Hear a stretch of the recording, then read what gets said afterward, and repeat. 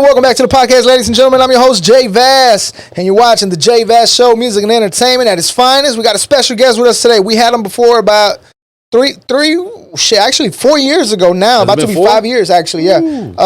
From when we first started, we were doing interviews. You know, if you've been a fan since then, we used to do interviews in the garage via phone call, and you were our second guest we ever had on the show. Really? So we appreciate you then. We appreciate you now, bro, from Bryan College Station. Essay Potna, what's up, man? What up, man? What's going on? Yeah, that's crazy. I didn't know I was on your second guest. I didn't know that. We were already a month into the podcast, but when we started bringing guests, you were the second one. We had Coast was the first one. You were the second one. Okay, so that might have been the first one that I saw because I saw you post something about Coast or whatever. Maybe I just assumed that y'all had, been doing it or something. Yeah. I didn't know I was the second.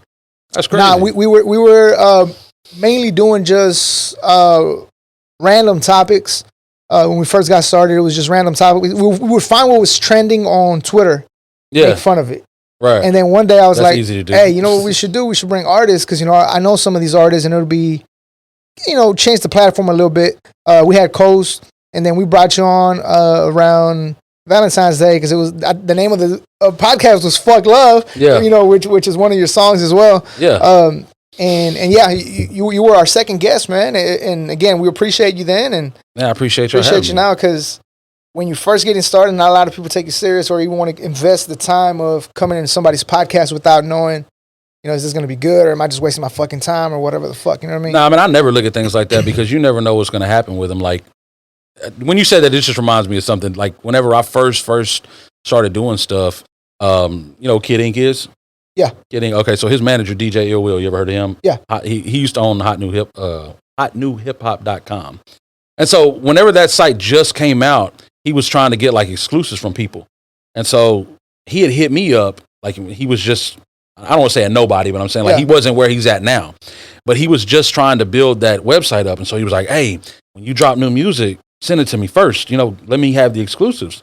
And I didn't know who he was, like he was just trying to get shit started. So I'm like, all right, cool. So I was sending him stuff and then I kept that relationship with him. And then he just, kept building his career up. And now he's doing big things with, I think he posted the other day that Kid Ink song just hit like 100 million streams or something like that.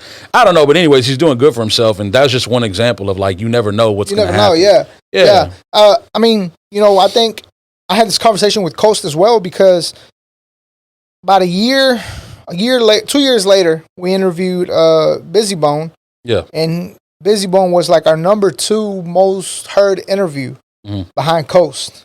When I told Coast, he's like, bro, like I never thought, I knew you guys had a platform, but I didn't know my shit, people cared to listen to I was like, at the time we were charted. We were, top 20 on Apple. We were fucking top 100 on Spotify. We're like 96, but it's still top 100, goddamn it. Yeah.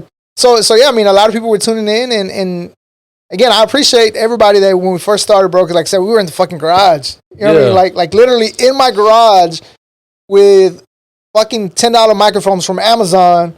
Recording. Yeah. You know what I mean? No, you never know where it's going to go. Like I've been around for so many people's like at the beginning of their careers and watched them flourish, you know, and it's inspiring and it's kind of, I don't want to say depressing, but it's kind of like, damn, man, like it makes me feel like, watching somebody come from like their beginning and then seeing them pass you up, it's like, it's inspiring to see that, like, damn, man, you really like went from here to just, and just fly past you.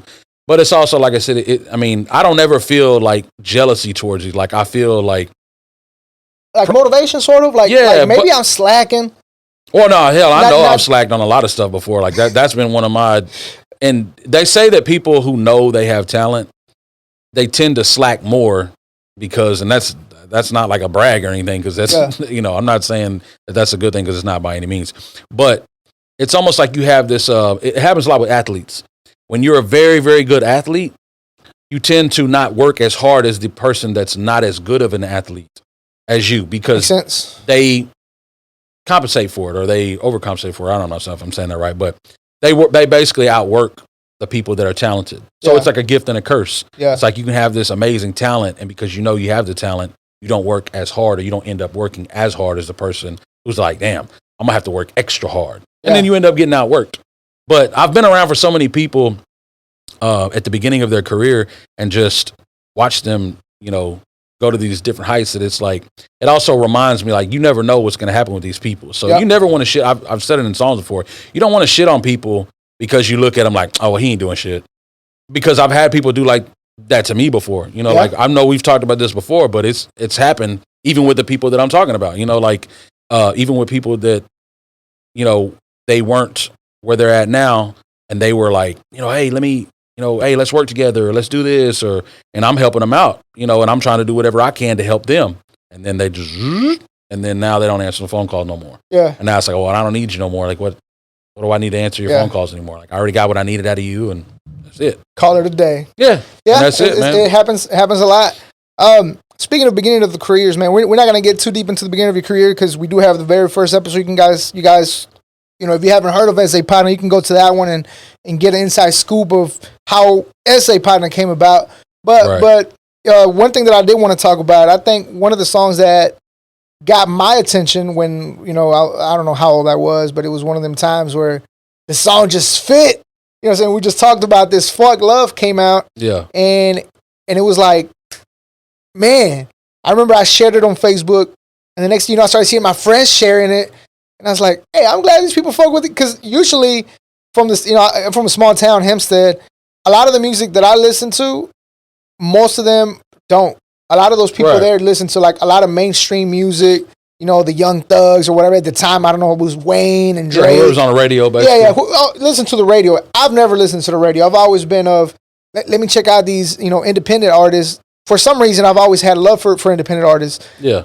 So when I started seeing people posting your link and, you know, girls tagging it and shit, I was like, hey, this is dope that people like my music, man.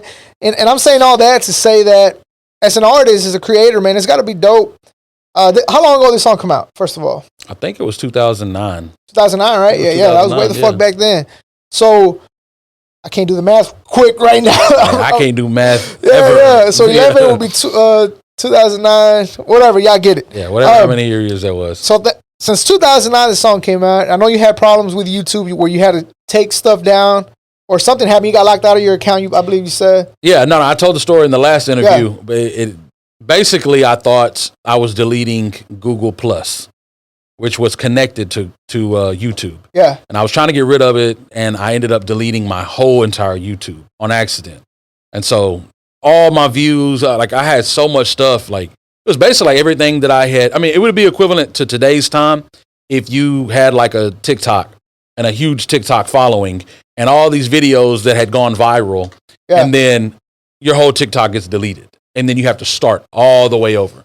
That's what it was equivalent to back then, because I had built this big fan base on my YouTube, and I had thousands and thousands of subscribers. And like I said, I had millions of views on all these. I had 300,000 on this one, 400,000 on this one, and I had videos where I was making beats and stuff, and those went viral. And so producers, were introduced to me because of that, and deleted the whole thing. Yeah, so that's completely over. Just hearing about it is heartbreaking. Yeah, it is. It's heartbreaking every time I talk about it. So that happened. Yeah, and I know you re-uploaded the song, and it was like it didn't skip a beat. Yeah, so just talk to me about that feeling of like, damn, I put the song fucking 2009, went down, put it back up, and it's like, well, I always knew that I needed to shoot a video to it, but it had gotten to the point. Or I guess I'll give you a backstory. So when I made that song, it was for Valentine's Day. I put it out like I think it was on Valentine's Day or right before it, and it was just a song that I had an idea of, like, man,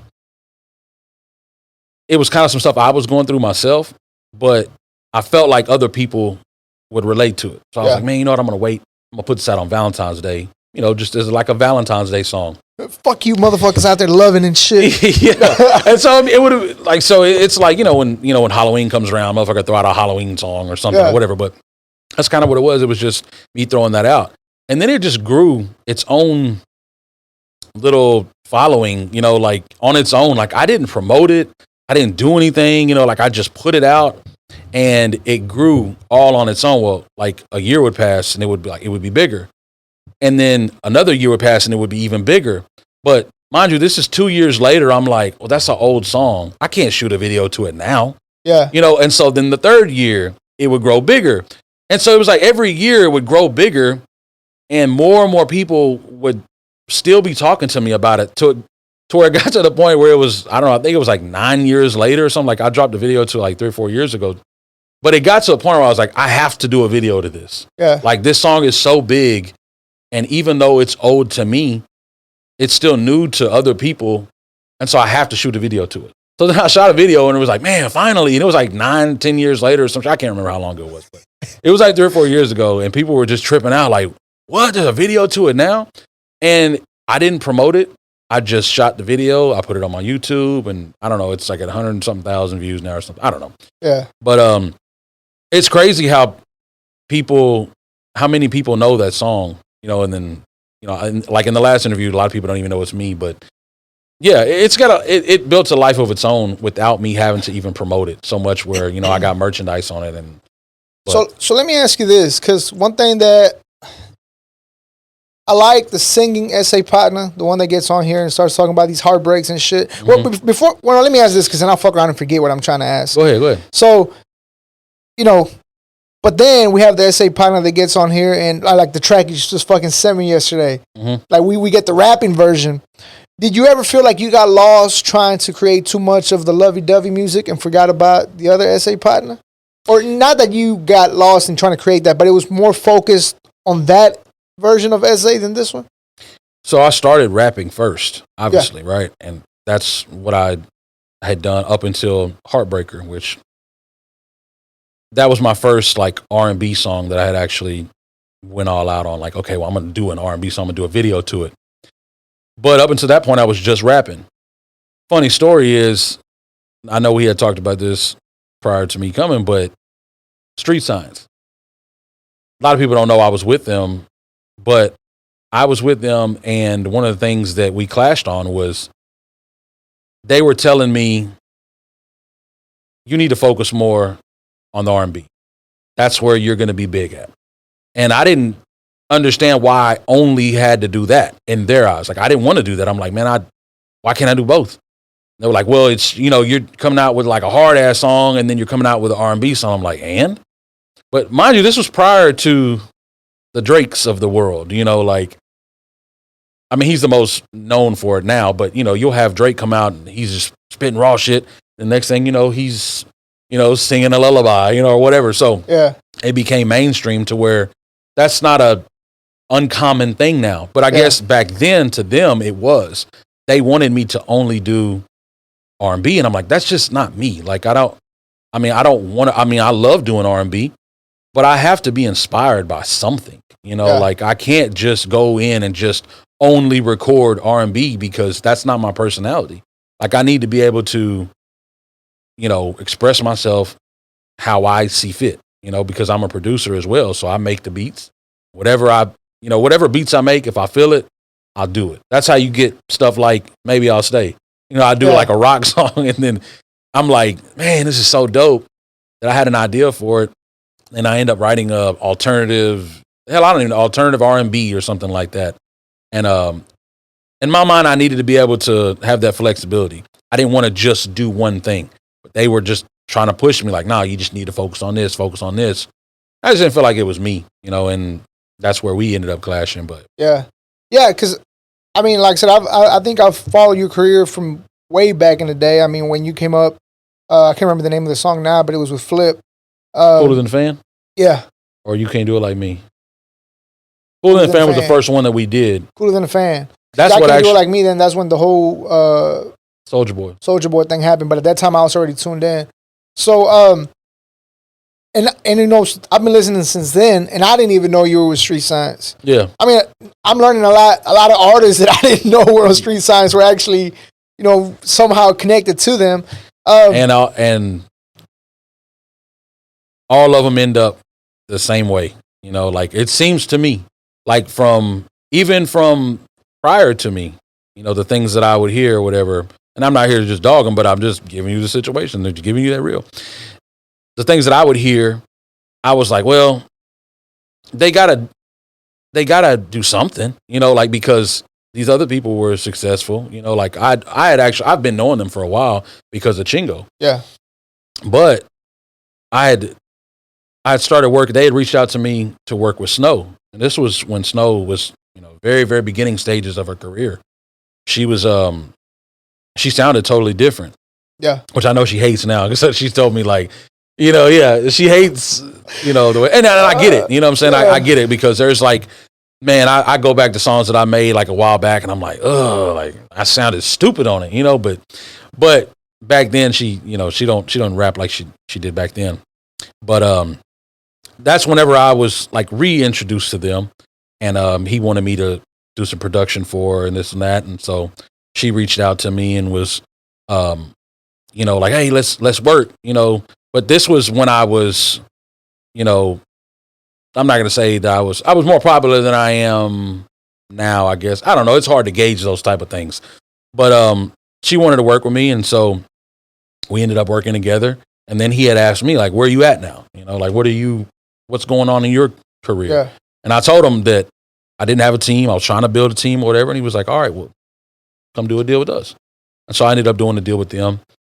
And I say this to a lot of people. I actually made a long video on Facebook one time about this, but managements now are not the way they were portrayed. Like when we were growing up, we would see managers come in and fulfill this manager role to where, like, on La Bamba. Yeah. I always use that example. But on La Bamba, you got your artist, and then you got a guy that comes in and goes, hey, this is what we're going to do. We're going to do this. We're going to do this. And they do all the work behind the scenes. And then they come tell you, hey, I got this interview lined up for you. I got this. We're going to do this.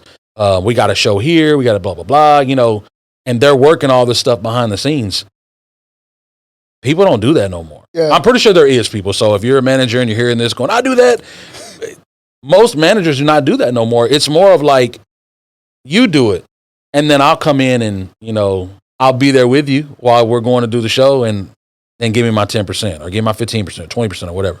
So I guess that's what I kind of started noticing, and that's my fault because I put my career in the hands of other people or whatever. But that's what I kind of started noticing with them it was more of like, well, just keep doing what you do, and then, let us know when you're done. Yeah. I'm like, I would go record an album, and I had like a whole album, and he's like, well, just keep recording. I'm like, for what? I got the album done, like it's ready. No, just keep recording. And I'm like, okay. So I would keep recording. 3 weeks later, I'm like, hey, what are we doing? Hey, man, you just got to keep recording. I'm like, all right, but for what? Like, I mean, what are we doing? Like, are we going to drop an album? Like, what are we going to do? And so it was like a lot of times where it felt to me like the artists were their hobbies. Like I'm pretty sure, like you said, you got a bunch of different side hustles, right? I feel like they had their life and their artists were their side hustles. And so it was kind of like, well, you just go do what you do, and then when some shit pops off, we'll kind of come in and help you with it or whatever. And if you're in the situation that I was in, where you're thinking that your manager is supposed to do more than that, and you end up sitting around just trying to be an artist when you can't, like nowadays you can't just be an artist unless you have an incredible team around you of people that are doing all the other things that, they're supposed to be doing. Then you have to be an artist. You have to know how to work Pro Tools. You got to learn how to make beats. You got to learn how to do videos. You got to learn how to do damn near everything to be self-sufficient, so that you don't have to depend on anybody anymore. And I mean, everybody that we've had talk to about street signs, whether it was on camera or off camera, it's been the same story. Yeah. You know what I mean? It's been the same thing.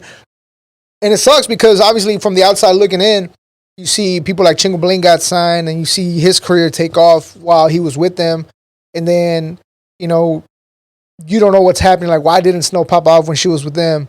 Why didn't Coast and Stunner pop off the same way? You know what I mean? And then hearing it, that you were there, Anna Mays and a lot of people, Kid Evo, and, everybody that was with them. Obviously, it's all different artists and whatnot.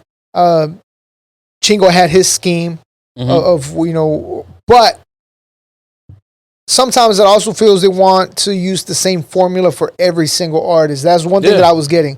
And it's like, I get it. It worked for them. but I'm not that artist. Right. And I've had conversations with two people in particular that they were telling me that was the case with them. They're like, well, we're going to try to do this because it worked for so-and-so. I get that, but I'm not so-and-so. Right. You know what I mean? So it sucks that not just them, I'm not, like I said, we're not just going to sit here and dog them, but it sucks that people, companies, labels, whatever the fuck, were and are like that nowadays too, where the artist is trusting that you're going to handle shit for me and you're going to put me in a better situation. And all they're doing is, keep doing what you're doing. And somebody wants you. And I think pop off. Yeah, and one of the last straws with me was we, do you know SF2 or do you remember SF2, the store in Houston? There was a lady named Teresa that used to run SF2. Well, I used to go in there all the time before Street Science, whatever. I used to go in there and buy clothes from them or whatever. And we were at a warehouse shooting a video, and she came over, and I was telling her, like, man, I'm trying to, like, I had this idea in my mind because I'm like, I was born in the 80s, so I grew up listening to 90s music. Well, mind you, this was back in 2012, right? But I wanted to, like, my style, I was like, man, I want to dress like 90s R&B. So I wanted to wear a lot of black leather, like not like leather pants, not like tight leather. No. I don't mean like that. I mean like you remember like Jodeci. Remember how Jodeci used to dress? Like they would wear black leather, they would have black leather jackets, they had big hoop earrings and stuff. And I loved that era. And so I was like, man, I want to dress like that. You know what I'm saying? Like and I'm explaining it to her, whatever. And I'm telling her like the ideas that I had or whatever. And the other David's partner, Jessica, whatever, I didn't really know her that well because I was really cool with David. Me and him were pretty close, but I didn't really know Jessica like that. She was there, and I'm explaining to Teresa what I want to do with my style. And she comes kind of out of nowhere and it's like just this loud cackle, like laughing, and she's like, well, I would never let you do that. That just caught me soft. I'm like, what? You would never let me do that? Like, you think you're going to tell me what I can't wear? Yeah. You know what I'm saying? Like, I don't even know you like that. And so that was one of the things that really bothered me just as an artist. I'm like, I also felt like you haven't even put enough work in for my career for me to sit here and just hand it to you where I got to trust, that you're going to just handle my career right. You know, and like you said, I mean, this is just reality. So I hate that it comes off like I'm just like, hey, let's beat up on Street Science. But I mean, the same thing that happens, like I'm not comparing them, but like when you hear all these stories about Suge Knight or whatever, or the way Death Row handled stuff or whatever, I mean, controlling. I'm just saying, like, if you have enough people that deal with it, you're going to build a reputation for that. Like if enough people are dealing with the same things, you're going to build a reputation for it. And I think they built a reputation of really it's all on the artist. Like if you look at everybody that had went there, they all had the same issues. It was more of like they were put on the back burner, and then you start realizing that it's like, well, damn, was it really them that did something? Or was it really were they like a filter that these artists went through? And once they came out of it, they ended up better when they were on the other side than they were when they were with them. Like, I mean, Snow, like me and her built a relationship after that more than we did when we were together because they didn't want us talking. It was almost like they didn't want us to build any relationships, even with the people that were, amongst each other. Like they didn't want us talking or something. Not like that. I mean, like they wanted us to work together, but not like talk together. Whatever. I don't know. It was kind of weird, but me and her talked more. Sounds like a controlling fucking environment. Yeah. Yeah. And I don't know if that was like by design or if that was just their personalities or what. But like I said, me and Snow, after I left, I would call her and be like, hey, did you deal with this? Or, or did this happen with you? And then I started learning more like, damn, well, this wasn't just with me. Like this was with, with so-and-so. And then I talked to another artist, and I would, hey, did this happen to you? And then, yeah, bro, that happened to me too, and then before I know it, I've talked to damn near all of them.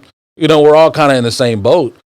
And it seems to me like our careers come out better on the other end, like, and so I don't know. It sucks, man. It sucks because again, everybody that I've talked to, I know you I'm familiar with y'all's music, and it's like the talent is there, and they could have done more, but they decided to go this route. And then, I mean, like you said, everybody left unhappy, it sounds like. You know what I mean? If you think about it, like, it's frustrating because you think about, like, what they could have been. Like, you think about everybody that's been under them, what they could have been. Yeah. That would have been huge. Yeah. Like, think about if me, Coast, Snow, and her name was Anna Mays now? Anna Mays, yeah. She was Ayo Smiley at the time, yeah. Hell, Chingo. You know, if you go back to Chingo, like, if all of us were under them at the same time, like, imagine what that would look like. You know, like, they would be like legendary. You know, like, they would be like a legendary. Congratulations, you played yourself. You feel me? Like, that would have been a legendary record company, bro, for Texas in general. Just, man, that would have been big. I mean, I'm not gonna compare it to Dope House, but that would be the only other thing that would be comparable as far as, like, one label. Pretty damn close. If you look at the talent, pretty damn close. Yeah. You know what I mean? Yeah. It's I'm thinking about it as I'm talking about it. You know, if you're a Dope House fan, you're probably like, man, shut the fuck up or whatever. Yeah, that ain't no exactly. I'm not saying. I'm saying that it could have been comparable. I'm not saying that it was. Yeah. You know, by any stretch, because but it could Dope House been on a different level. If you take away because I'm a huge Dope House fan, right? Yeah. But if you take away the side of being a Dope House fan and just compare the music and the talent, yeah, bro, pretty damn close. Exactly. I mean, it would be like a basketball team. Like, I mean, so you have all these teams that you know, when they come together as super teams, what do they always say? They always say, like, okay, well, that would be comparable. The talent is comparable to the Bulls. Yeah. But then you got people that are Bulls fans are like, man, nothing would ever be comparable to the Bulls. But it's like, okay, I'm not saying that they are the Bulls. Yeah. I'm just saying this level of talent. Like, when you looked at let's say, like, the Nets, you know, you got Kevin Durant, Kyrie Irving, James Harden, Blake Griffin, hell, I don't even know that they're stacked roster. When you think about all the talent that they have, it's easy to say, like, damn, this is probably the most talented group of basketball players that we've ever seen. But that doesn't mean that they're greater than the Bulls. Yeah. It just means, like, that they had the potential to do something like that. Yeah. So I don't want no Dope House fan to, you know, to think I'm saying Street Science was Dope House. Like, yeah, and I ain't saying that. Definitely not. Hey, because they will, boy, fucking internet will put words in your mouth. I remember I said something around the lines of, it felt as if Shut 'Em Down was Dope House. And what I meant by that was every song, you know, they always had songs together. Yeah. And it felt as if they were a family is what I was trying to say. And then somebody came out and said, we were never Dope House. We were Shut 'Em Down. I get that. Yeah. But I'm saying it felt like you guys were a family because there was always Shut 'Em Down artists on the Dope House project. It's like SUC and Swisher House. Yeah. They when they did work together, it felt like they were under the same umbrella. Yeah. Even though I'm not saying that the SUC, you know, is the same as Swisher House. I'm not comparing to. I'm just saying, I know coming from where I was coming from, you remember Freestyle Kings? Yeah. It felt like the Freestyle Kings were under Swisher House to a certain extent. Like, I remember there was a lot of times where, you know, when I was younger, where I couldn't decipher was he on Freestyle Kings or was he on Swisher House? You know, or, you know, you have people like Big Tyke and then Big Tiger. And you know, it was just, they all felt like they were under the same umbrella. So I know exactly what you're saying. And motherfuckers will take it out of context and it was fucking 3 months after I put the interview where I said that, motherfuckers were commenting it on there, and then I seen it pop up on Instagram, and I was like, hey, I said it. Well, then once somebody tries to make a headline out of it, then you build a whole new group of other people that think that's what was said, and then they start arguing it, you know, and you're like, I was never even saying that in the first place. Yeah, and then next thing you know, that's a completely different story than what the reason why we're here discussing. Yeah, and they're arguing with you on something you didn't even say. Yeah. Yeah. But, you know, that's the beauty of the internet, man. That's what keeps us talking, I guess. Yeah. That's what keeps Facebook and all these social medias alive. But, all right, so we talked about, you know, Fuck Love. And then after that, obviously, you know, I didn't know you were Street Science, but I did start hearing you on projects with Chingo, with Lucky. And you know, it felt like, you know, the momentum was going. Then we had you on the show or whatnot a couple years ago, 4 years ago. But then it felt like you took a break from music. Is that really what happened? Or I mean, I don't know if it was something personal, if you want to talk about it. But yeah, no. So after that time period, well, there was a time period where I was going through a lot of different things, I guess, in my own mind, because I was trying to figure out how to balance being a producer. I know it sounds like a small thing, but if you are a producer and an artist, you'll know what I'm talking about. But I was trying to make my living from being a producer and doing features, right? But when you're trying to do that, you're trying to make ends meet, right? So you're like, I got to focus more on selling these beats. I got to focus more on this production side. I got to focus more on only, I'll do features and then I'll sell beats. Features, sell beats. So I'm just, at this point in time, I'm just doing, people are paying me to do a verse. So I do that. And then they also want a beat. They also want a beat with a hook. And so I'm just doing that. I'm focusing on that. But it's taken away from my time to do my own music. Yeah. Because every hot song that I'm making now, I'm not looking at it like, damn, this could be a good song for me. I'm looking at it like, this could be a good song to sell to someone else. So I ended up selling a bunch of songs that I didn't even want to sell just because I'm like, well, I'm looking at it from the sense of like, I can sell this $500. I can sell this $300, this, or whatever. And so it started to seem to other people like I was taking a break. I actually wasn't. It's just that more rappers were paying attention to me because they were coming to me for beats and they were coming to me for features. Yeah. But I wasn't putting out anything. There was a stretch where I didn't put out like anything for like, hell, I don't even know. It was like a year and a half, 2 years, something like that. Yeah. And so I never felt like I took a break because I was still in the studio all the time. But as from the artist side, it seemed to so many of my fans like I wasn't doing anything. Yeah. It seemed like, well, hell, he ain't doing nothing no more. I'm like, that's what it felt like. You know what I mean? No. But I mean, I want to make a quick comment before I let you speak more on it. I'm glad you mentioned that you were listening to songs like, oh, I could sell this for that.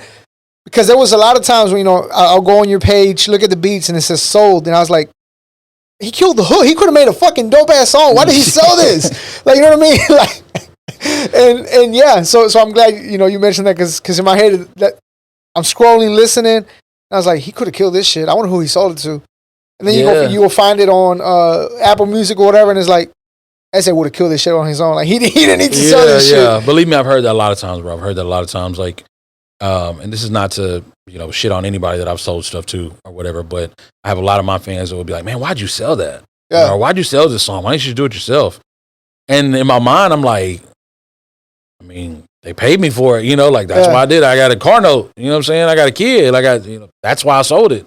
And so in my mind, I'm like, I can't just sell my throwaways only, and so I'm like, I got to make hot shit so that people want to buy it. So I'll make the hot shit and then I'd sell it to somebody. And like I said, it would end up being like all my good music would end up just getting sold. I would just sell it to other people. And man, the frustrating thing is like, there's so many things that I've sold where I don't know what happened to it. Like they just never recorded to it or they never put it on YouTube. Like sometimes I'll go back like, man, did they ever do anything? And I'll start looking for it. I'm like, they never even put this out. So like there's actually been times where I've hit up people like, hey, if you ain't gonna do nothing with that, it was like 9 years ago that I sold this to you. You still ain't done nothing with it. Like, let me get that back from you or something. Like, let me get this trade in. Come get a new beat from me and then give me that old one or something or whatever. But it did feel like, I know to other people, I definitely saw and felt the hit from it though. Like, it's like my popularity went down as an artist. Yeah. People started getting older, you know what I'm saying? And people started, I'm in my 30s. So it's like my fans are older now too.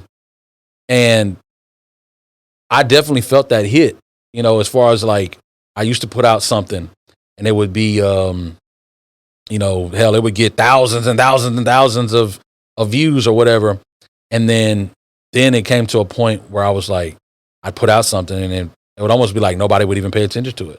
And so that's when I guess it hit me and I was like, man, I got to start focusing on this more. So you're right. We get older and the fans get older, so it's harder. But you don't think also that could also be Facebook and Instagram, their fucking algorithms that fuck shit up? Oh, I definitely know. Now I'm talking about the story that I'm telling you years ago. Okay. now that's exactly what's going on. Because sometimes, I won't see shit. Like, for example, let's say I get on, I won't see nothing from you. Yeah. A week later, it'll be something pop up, and I'm like, oh, let me check it out. I like it. And then I look, posted 5 days ago. Yeah. Why the fuck didn't I see this shit 5 days ago? You know what I mean? I've recently started doing more and more TikToks because TikTok their algorithms are a little different from what I understand. I don't want to sound like idiots or people that know what people that know what they're talking about, but from what I understand, their algorithms are different in the sense that it's like if you post something and like 10 people like it, it goes on a certain page, and then so forth. There's like levels of right, and that happens. Like I'll see.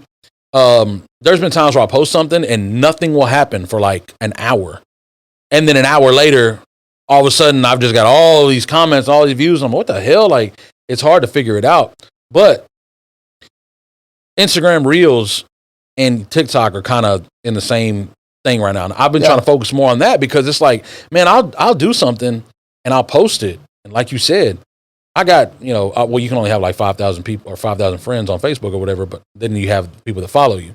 But the people that follow you, they don't even see your shit. Yeah. Like they'll be like, hey man, when you gonna drop something? I'm like, I just dropped something like 3 days ago. I dropped the video 3 days ago. You didn't say, and then they're trying to figure it out. They're like, oh, well, maybe I haven't been on Facebook recently or something or whatever. And I'm like, no, it's just because Facebook suppresses everything. They want you to pay for everything. Yeah. They want you to pay for your own followers to see your content. Which is bullshit. Yeah, which is bullshit. It's like, so if I go like somebody's page, it's because I want to see what they're doing. Yeah. If I go follow somebody, it's because I want to follow what they're doing. So why do they have to pay for me to see it? But it's crazy. So I've been trying to focus more on TikTok. Being an artist and a producer, one thing that I become a fan of things when I watch. Like, let me give you a quick story so you can get what I'm trying to say. When I got introduced to John Mayer, I went on YouTube and I found a video of him going into the studio and starting from scratch and putting together the song. Which later you hear the song and it's like, fuck, like I didn't witness it in person, but I saw how this came about. Yeah. I remember seeing a video where you made a beat, and at the time it was dope as fuck to hear beats with video game sounds. I remember you took Punch Out, and you had your coins for the sound. Got deleted is what happened. That's one of the ones that got deleted. That was a viral video. It got deleted. That was dope, man, because the creativity of putting it together. So just to take a break from the conversation of being an artist, because I think you're a dope ass fucking producer. I think when I was rapping, having a fucking album was produced by you, I believe. Like, because there's something about your beats that, to me, anyways, to my liking, I don't want people, again, I don't want internet to be like, oh, go ahead. Off better or whatever. Go ahead, man. But there's something about your beats that makes it very, I don't even know how to call it, but there's just something about your beats. For example, the beat of the single that you're working on that you sent me. Oh, dope ass beat. Yeah. The beat that you made for Chingo where Lucky was on it fucking 10 years ago. Dope ass beat. I had a beat from you. Can't remember what the beat was called, but I had got 2 beats from you that had around the same rhythm, sort of. I mean, obviously. How about the one with Snow on it? The one with Snow. Oh, that bitch would have been dope, man. Yeah, man, I hate that she didn't like it, because she liked it. She just. Well, she didn't. She doesn't like how she sounds a long time ago. She doesn't sound. I've heard her talk about this. She doesn't sound the same. She don't. As she sounds now. Yeah. But don't you feel, we're about to get sidetracked here, but I like this because. Now go ahead. Because I've never Some really. of the best conversations come out of being sidetracked. Spoke about it just because nobody knows. You know what I mean? But I mean, you were the one making the beat. And then Jay the Drink Leo was obviously, behind the project as well. Yeah. But don't you think that if I bought this verse from you, I can do whatever the fuck I want for it? Man, that's a... Oh, you friends with Snow? Fuck! No, not friends. But I mean, I don't want you to, I don't want her to take your answer wrong or something. So you don't have to answer that. But that was my feeling behind that. I was like, I paid for this. I could be an asshole and put it out, but I gave her my word that it wasn't going to come out. So that's why I didn't try to push it anymore. Because at the end of the day, I'm a person that feels like my word's worth more than any clout or whatever the fuck this might give me. I can say this. I feel like she even tried to hint at me one time. I feel like she did. Yeah. Because she messaged me one time and was just asking me like, hey, how does this work? And I'm like, how does what work? And she was like, I felt like she was asking me like, because we had a song that we did together. And at the time, obviously she's on a whole different level now. So at the time, her intro was like, we got two of the hottest Latins on the planet, and I don't know if that had anything to do with it or whatever, but the song that we did together, I don't think that she liked her stuff on it either, because like I said, it seems to me like she doesn't like her old content. Yeah. Like her old content. Which I respect that. Yeah, which I respect that. No, I get it because, like I said, if somebody was trying to release some shit that I dropped when I first started, I'd be like, man, hey, delete that shit. Like, I don't want that shit on here. Like, I don't want my new fans hearing that shit and thinking that's me. Like, I don't like that shit no more. And so I get it. If that's what it is, then I get it. And I respect that. I respect her. Like, hey, man, let's do another one. Like you did. We did do this song together, but I don't like it no more. Can we do another one?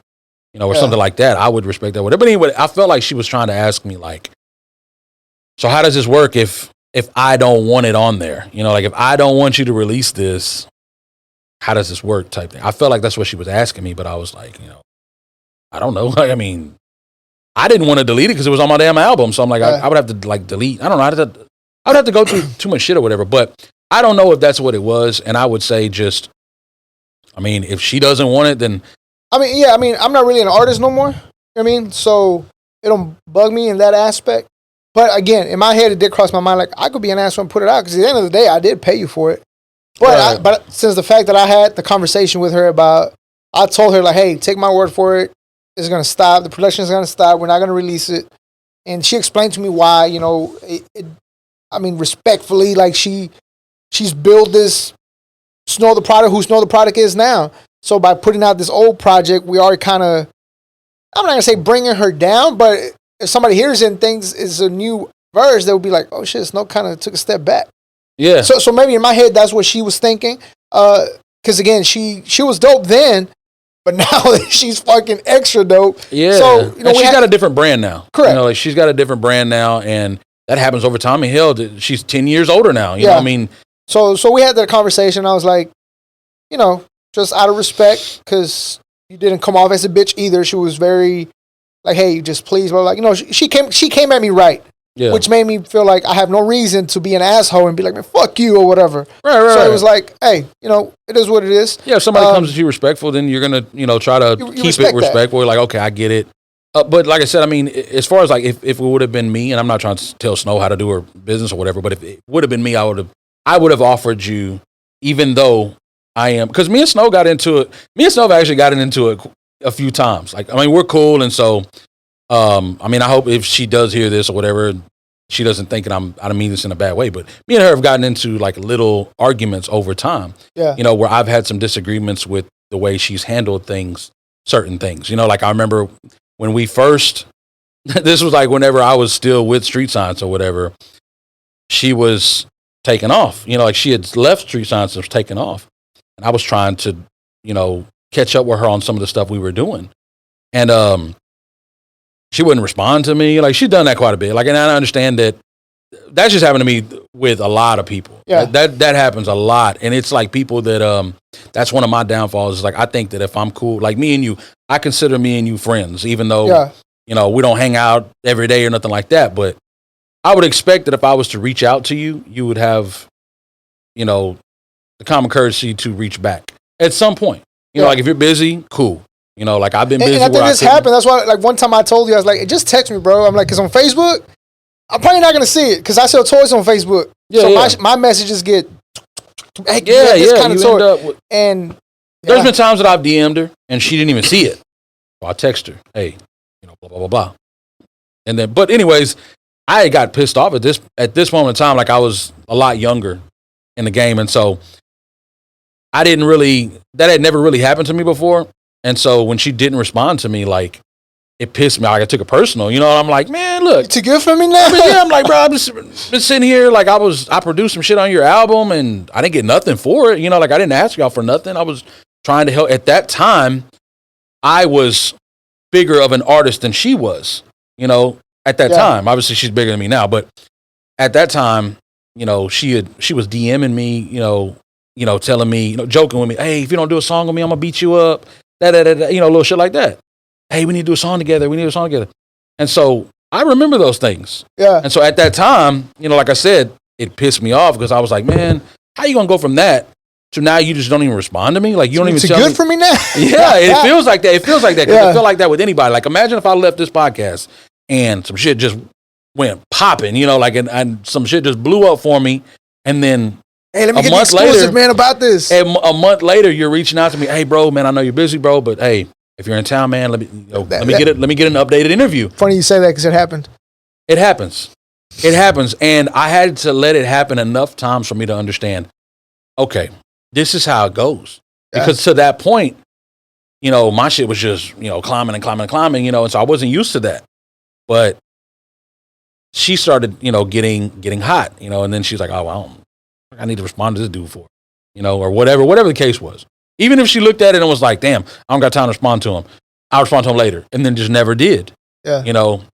So I was pissed off at the time and I screenshot the post. I screenshot her DMs of me saying, of her telling me like, if you don't do a song with me, I'm gonna beat you up, joking with me. And I screenshot it and I posted on Twitter and I tagged her. I was like, hey, and I tagged David and I said, hey, y'all need to get y'all's, what's up with your girl? Like, she won't even respond to me now. Like, how'd she go from this to not even respond to me? And I shouldn't have done that. But at that time, like I said, this was all new to me.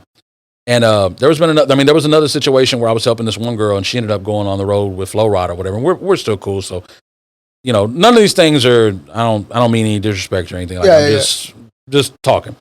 But I had helped her. She was trying to start a music career. And so I listened to her and I thought she had potential. And I'm like, yeah, let me know what I can help you with. Because that's just like the producer side of me. Like, there's a lot of times where I want to help somebody just if I really like what they're doing. Yeah. Versus like, how's this going to be beneficial to me? I just want to create stuff. And so I heard her and I was like, damn, she's dope. Like, I want to work with her. And I started working with her. And she comes back to me. She was like, hey, I got this situation. Like, and this was the first time anything big had happened to her. Like, she was not an artist at all. She was just a singer. She didn't have a resume. She didn't have a catalog. She didn't have nothing. But she met somebody, I guess one of her friends was dating somebody that knew Flo Rida or something. She was like, hey, Flo Rida wants to hear some stuff. I'm like, say less. Like, let me help you get some shit together.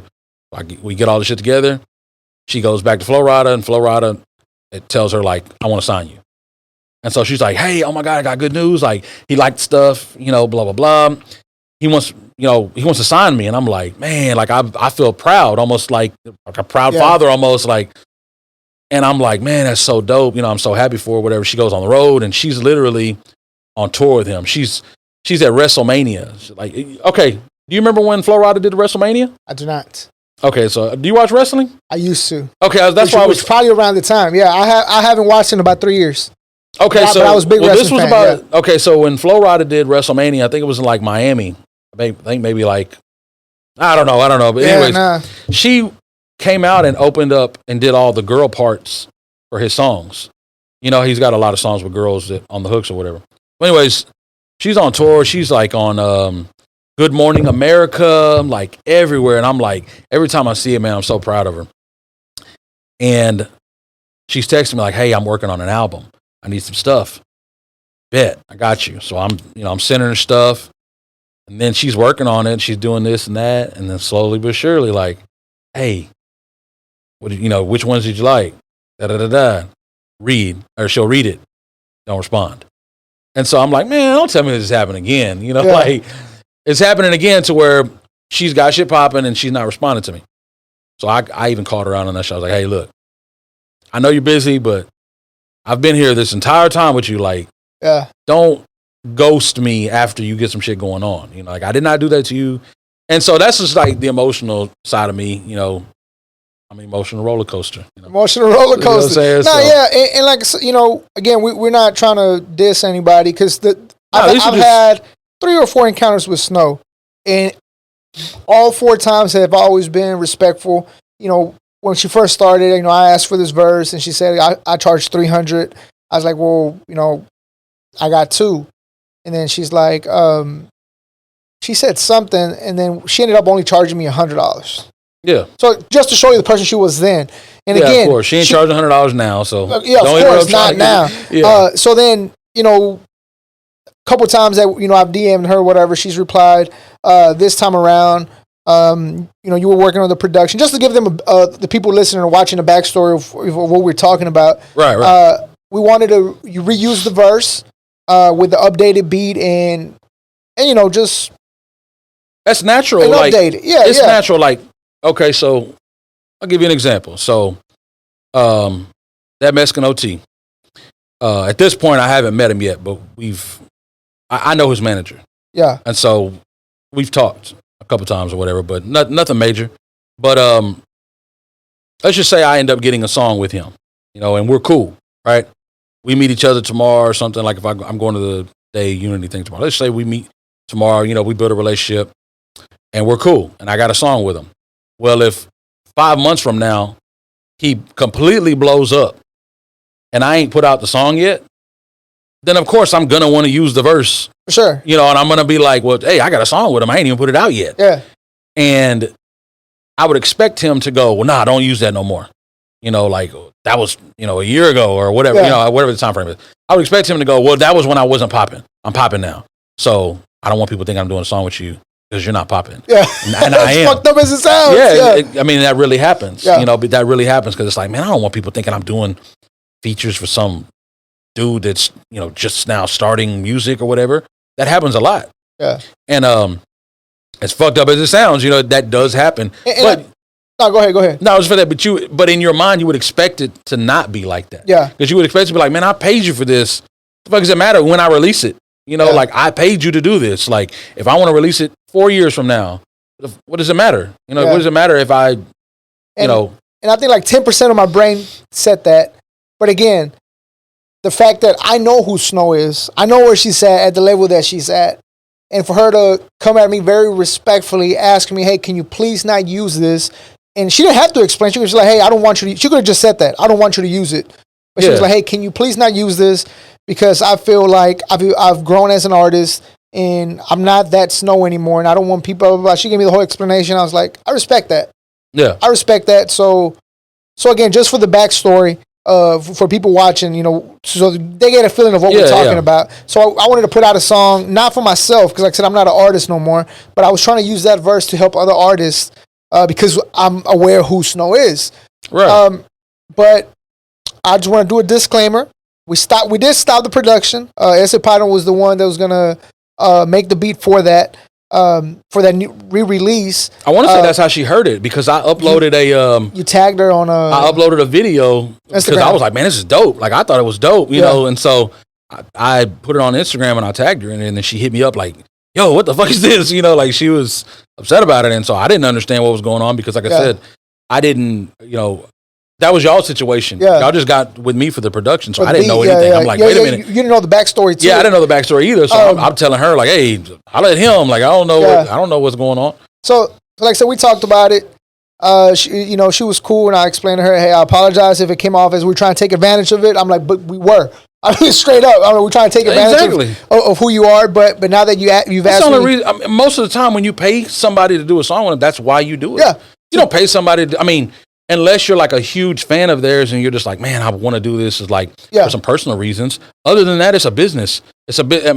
That's just how you run anything. It's why so and so sponsors so and so. The moment somebody does something stupid and they're not popular no more, whoever sponsors them, drop them. Yeah, that's the way it is. And my disclaimer is, before we decided that you were gonna make the beat, there's other like 3 or 4 producers that have the beat. Mm-hmm. So if there was ever something to come out just for so Snow don't think we're still involved in this. If something was to come out, is that producer, whoever got a hold of the acapella, they decided to put it out without even my permission. You know what I mean? Because again, the project was going to be between you, myself, Jay the Drink, Leo, and we're going to get a feature on it. Because again, I wasn't going to be on it. Yeah. But just a disclaimer for that. Because again, I know you have a better relationship than I do with her, so I don't want it to. If something was to pop off, to be like, damn, I thought I told them, and then they still put it out. So again, I would take the blame for it because I was the one that distributed to other people looking for a producer. But I don't want anybody else involved in the one that she found out about to take any heat for it, because you guys are not aware that I was looking for a producer. Like, hey, can you make a beat around this? Can you make a beat around this? And we obviously, like I said, once Jay told me like, hey, we can get Essay on it. And then heard the snippet. I was like, oh, this shit's going to be dope. Yeah. Like, you know what I mean? But shout out to Jay, man. Shouts out to Jay. Shouts out to Snow. You know, again, we're not bashing nobody. We're just speaking about the story. Yeah, of course not. Yeah. So we got into this long story about the production, but I just wanted to talk about what you know, being an artist, you know, obviously like Fuck Love and all them other songs, you get those from emotions, right? Like something that you possibly go into. But as far as production goes, what helps you get creative with production with okay, today I'm going to work on a love beat, or today I'm going to make this type of beat. What sparks that creative sense to make beats and man, to tell you the truth, a lot of times it depends on my mood for the day. Like all my new banging shit my shit where I'm just going in on it. Like I went into like I had just, you know, I got my car washed, and you know, I had my radio up or whatever, not radio, but I was listening to my shit, you know. And I forgot, I don't even know what I was listening to. I was just like listening, just like random shit on YouTube. And it just got me in this mood where I felt good, you know what I'm saying? Like I just felt like this arrogance, you know, like not a bad arrogance, but like just like a confidence. There we go. It's confidence. And I went to the studio with that confidence, and I was like, man, I want to make something just like, I just want to go in on it.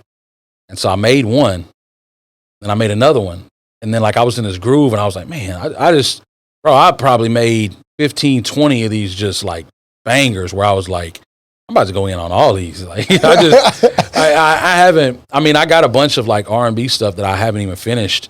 That's just like so dope. Like, man, I got a lot of R&B stuff that I haven't finished, but it's like, I just moved all that to the side. Like I was like, nah, I gotta go in on this. Let me go. Yeah, I gotta get this out of my system. Flip the switch. Yeah, I gotta get this out of my system. And that one I sent you, man, if that feature comes through, I don't know if you want to talk about it yet, but if that feature comes through, even if it don't, I think it'll be dope, if it don't, because your verse is already dope, and I know you can come up with a second one. But if the feature does come through with that, I mean, that's right down their alley as well. Bro, it's you know what I'm saying? Like everybody. So I got like a group of people that I send stuff to, and like I don't send everything to them, but just if I feel like something's got potential, I'm like, hey, I want to get outside opinions, you know, so I'll send it to so and so and so and so. And so I kind of I've got a feel for their reactions, you know, like if they think something's good, you know, I can tell by their reactions. You're like, yeah, that's dope. Or they'll just send me a fire emoji back. Yeah. I know that means like, yeah, it's hot, but nothing out of the ordinary. Yeah. You know, so I sent this one out, and the reactions I got back were like, one of them was like, holy fuck. And the other one was like, bro, what the fuck? How did you do this? Like, and I'm like, how did I do this? You know, like everybody that I sent it to was like, bro, that's the one. Yeah. Like you gotta go all in on this one. Like that shit's gonna be live. And so, I sent it to, I had a few people in mind, you know, like who I wanted to get on it. And I don't know who's going to end up doing it. You know what I'm saying? But even if I do it just by myself, like I feel like this one's going to be big. Yeah, shoot a video for it, because that bitch is dope. I feel like it's going to be big. Before we talk about these new projects, I do want to say one thing. Do you think? Just a quick question, and this is a personal question because I've always wondered this. Do you ever buy beats? I've never bought a beat in my life, bro. Okay, that's a funny question. I've never gotten that question. Like I had to think about it for a second. Like, have I ever bought a beat? No, I haven't. Yeah, I was wondering because I was like, I mean, you don't need to, but I've always wondered, like, I wonder if he's ever felt like, oh, let me check out this producer and buy a beat from them. The only other producer, I think, because I've told him this before, so I think this is correct. I don't remember working with any other producers besides Rob Camps. And that's just because he was... Rob Camps, yeah. Yeah, Rob Camps. Shout out to Rob. He's one of the people that I send my shit to because I respect... He's a producer too, so I send my shit to him like, hey, what do you think about this? He was one of the ones that was like blown away by the song. He was like, bro, you guys, this shit's hard as fuck. But he's the only other producer that I've worked with on stuff. Like, he's helped me on, like, Let It Go. The piano in Let It Go is from him. He did the piano in it. And I don't think I've worked with any other producer other than him. I don't think so. Like, I'm trying to think. Like, I just can't think off the top of my head. I can't think of another producer that I've actually worked with and put out like one of my songs. Yeah. With him. So, what was the question? I forgot. Oh no, I was just wondering if you've had ever bought beat. Oh yeah. Somebody else. Yeah, no. So other than that, I've never purchased a beat at all. I've never purchased any from him. That's gonna be dope as shit. Because I mean, I've heard all kinds of beats from you. Even the rock style beat that you're talking about. So it's got to be dope as an artist to be like, I feel like doing this. Normally it's like, but where do I find a beat like that? Yeah. It's like, nah, let me just make it right quick. Yeah. I mean, I get inspiration from other people. I'll go in and listen to like, okay, there's certain things I got to listen to that, like if I go make a rock song, like I don't make rock music all the time. So I go listen to a rock song and see how they piece it together, see the instruments that they're using, which, most of the time rock is using guitar, drums, and your typical rock setup. But I'll go listen to it and see how they do it. And then I'll kind of implement those into whatever I'm doing or whatever. But it's a blessing to be able to do it. And that's how I became a producer, is because I started rapping first and I had no beats. Yeah. And I was like, man, I'm gonna learn how to do this. So I can just do my own shit. So yeah. That's dope, man. So let's get into the new projects, man. You've been releasing a lot of singles, I guess you can say. Well, let me ask this before I go any further. Have you put them on Apple? Because all of them, I click on your YouTube links and I check them out there, but I don't know if there's available for just. They're available on everything. Okay. Everything, yeah. So you've been releasing a lot of new singles. You released one about a week ago, I believe. Can't remember the name of it, but. Shit, I'm trying to remember the one I dropped a week ago. I've been trying to do them. Weekly? You talking about the Booty Boy? Booty Boy, yeah. Booty Boy. Actually, I just came out this week, didn't it? Like Monday or Tuesday, something like that? Friday. It has been a week. Friday, yeah. Fuck. Yeah. Friday. Wait. Yeah. No. This Friday. Yeah. Not a week ago. Yeah, this Friday. Okay. Yeah. I released snippets of it last Friday and said that it was going to be out next Friday. There you go. So that one had a lot of traction. So it would probably be easy to get that one confused with the actual video that I dropped this Friday. Yeah. So Booty Boy, but you had a funny ass name, ain't it? That is. When I saw it, I was like, you don't know what to expect. I don't know, man. He's like, what is this song about? Booty Boy. Yeah. That actually came on. Let me give you an explanation of where that came from. I named it that on purpose because I thought it was hilarious. But in the song, so I hear my son, like he'll be on his game or whatever all the time, and he'll be like, man, that's just booty. That's booty. And like that's like one of the words he used, and I was like, and so it just, I started messing with him all the time, like saying booty. Like, man, that's booty. And so I'll say that shit like when something's whack, whatever.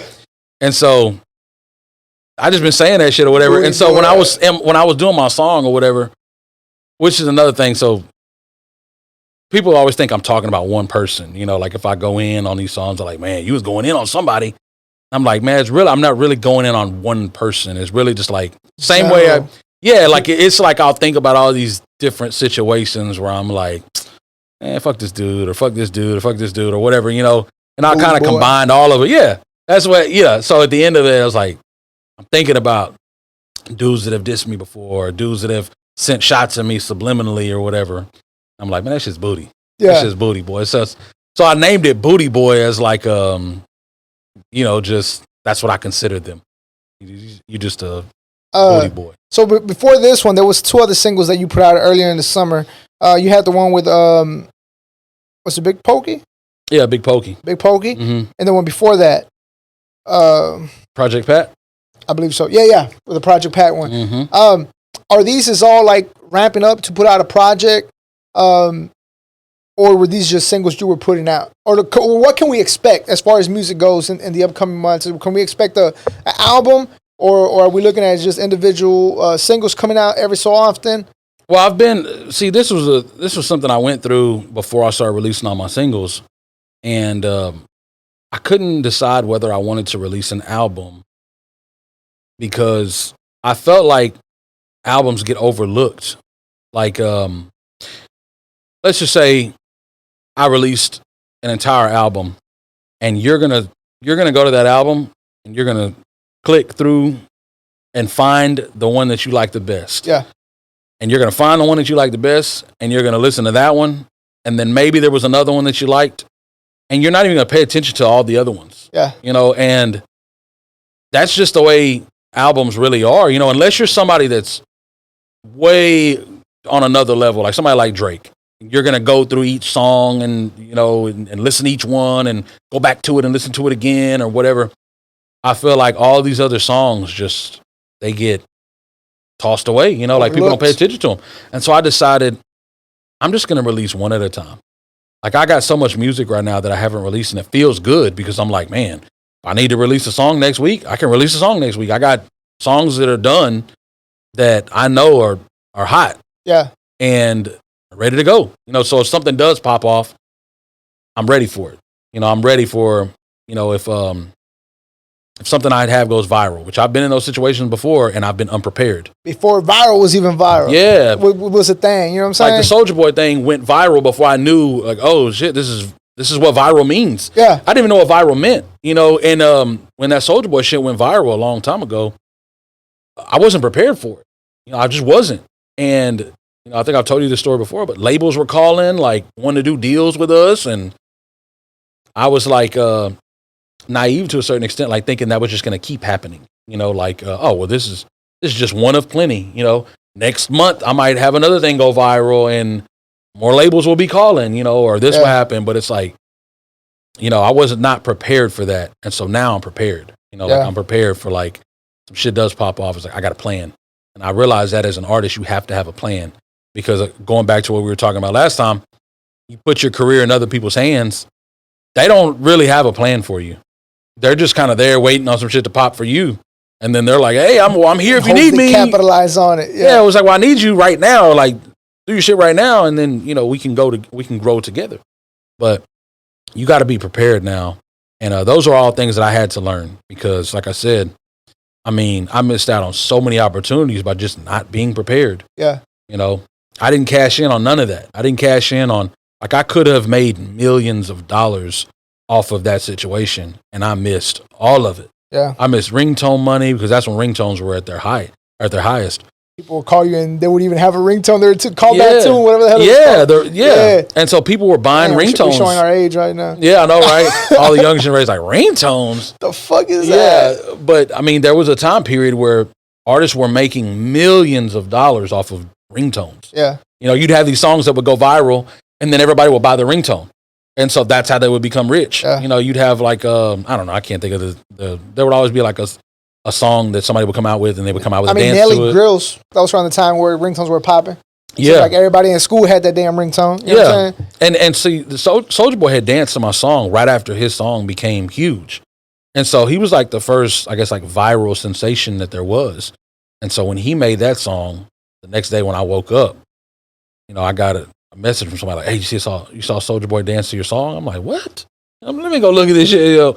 And so, like I said, I was not prepared for that type of stuff to happen. There was people in other countries making videos to it, all that. I was not prepared for it, man. But now I am. So I got a bunch of music, you know, like I said, done, that if something does happen. Feeding us every so often, once a month or whatnot. Yeah. Well, I'm trying to do it every 2 weeks. Every 2 weeks. Sometimes it's just, it don't end up working out that way. Yeah. For just different reasons. But I'm trying to be more consistent, obviously, with releasing music. Yeah. And so, man, I have so much to ask still. We're running out of time here. Yeah. Ask away, man. But man, I would love to have you back sometime soon, man, because I have a lot of questions still. Yeah. And this is the first time that I ask these questions because they're in my head from the longest. You know what I mean? Yeah. It's a crazy time that I've been knowing you since 2008, maybe 2009, but it's the first time I meet you actually. Yeah. It feels like there's a lot of situations where I know people, but I've never met them, and then I realize like I've never actually met this person. Yeah, and we've been working since 2008, 2009. Yeah. You know what I'm saying? But, you know, I have questions for later on. People might not know this. I'm just going to real quick before we get done here. I wanted to talk about the videos that you've done here recently as well. Mm-hmm. We talked about it the first time when you did for Skip Bayless, but then you did more, and you know they've been showing you love on them as well. Yeah. So if you haven't done so, make sure you check out these videos on YouTube with Skip, Shannon Sharp, Shannon. You I did one with Stephen A. Stephen A. Smith, and they actually. It was funny. I was watching because I watch them all the time.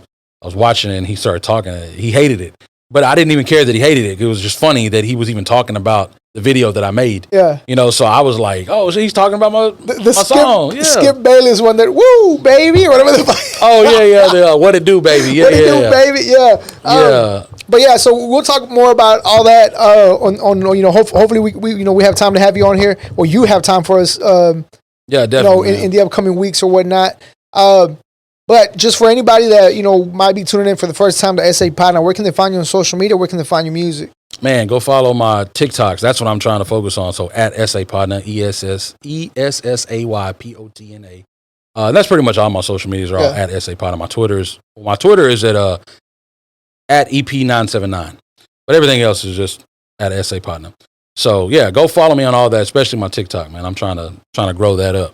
Yeah, well, shit, man. Once again, we appreciate you, man. Because like I said, you fuck with us at the very beginning of the podcast, where again, emphasize we were recording at a fucking garage, and you fucking with us now, man. So we appreciate hold me accountable when some shit pops off. I want you to be calling me, hey, we need another interview. So I need to preach. I need to practice what I'm preaching here. I try to do that with an artist, and they left me on red. But it is what it is. But again, you know, from fucking Bryan College Station out here in Houston, Texas, showing love, man, since day one. Yes, Essay Potna, man, we appreciate you, bro. Yeah, appreciate you having me, bro.